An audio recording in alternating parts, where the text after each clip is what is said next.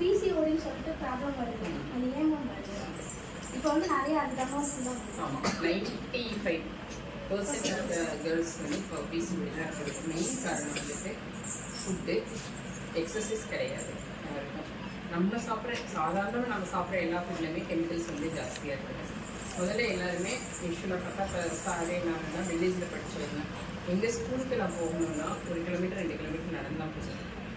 சரியா? நான் இன்னைக்கு இங்கேருந்து இங்கே வரணும்னா கூட நானே காரில் தான் வரோம்.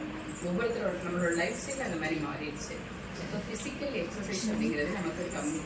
ஸோ ஃபிசிக்கல் எக்ஸசைஸ் கம்மியாகும்போது நம்ம மெட்டபாலிசம் கம்மியாகுது, நமக்கு கார்போஹைட்ரேட் ஜாஸ்தி, அது ஒரு ப்ரொசீஜர். அதனால வந்துட்டு நமக்கு வந்து ஹார்மோன்ஸில் வந்து இம்பேலன்ஸ் வருது. இம்பேலன்ஸ் வர்றதுனால பெண்கள் பிறக்கும்போது அவங்கவுங்களோட ஓவரியில் வந்து பிரிமாடியல் பாலிபர்ஸ்ன்னு சொல்லுவாங்க. ஒரு மில்லியன் கணக்காக நமக்கு வந்து கரு முட்டைகள் இருக்கும்.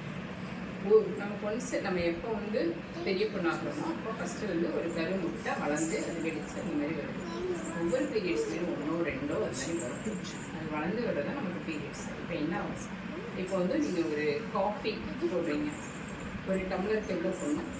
இப்போ ஒரு டீஸ்பூன் காஃபி படி 1 டீஸ்பூன் சக்கரை, இப்படி உங்களோட ரேஷியோவுக்கு நீங்கள் போடுறீங்க. அப்போ வந்து என்ன ஆகும்? அந்த காஃபி நம்ம நினைக்கிற டேஸ்ட்டில் கரெக்டாக அந்த சூடு எல்லாமே கரெக்டாக இருந்தால் நல்லாயிருக்கும். இப்போ என்ன ஆகும் அப்படின்னா, நீங்கள் ஒரு டம்ளர் போடுறத வந்து 2 டம்ளராகவும் 3 டம்ளருக்கும் நீங்கள் போடுறீங்க. இப்போ என்ன ஆகும்? அதனோட டேஸ்ட்டு குவாலிட்டி எல்லாமே கம்மியாகும். அதே மாதிரி நம்ம ஹார்மோனல் இம்பேலன்ஸ் ஆகிறதுனால ஒரு மாதம் ஒரு கருமுட்டை உருவாகிறதுக்கு பதிலாக 2 3 4 உருவாகுது. அப்படி உருவாகும்போது நம்ம ஹார்மோன்ஸ் என்னாகும்? இங்கே கொஞ்சம் அங்கே கொஞ்சம் அங்கே கொஞ்சம் அங்கே கொஞ்சம் உருவாகுது.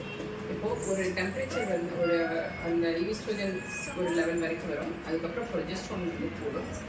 ஒரு லெவல் வந்த பிறகு அந்த எக்கு வந்து ரப்சர் ஆனோடனே ப்ரொஜெஸ்ட்ரான்ஸ் கம்மியாகும்.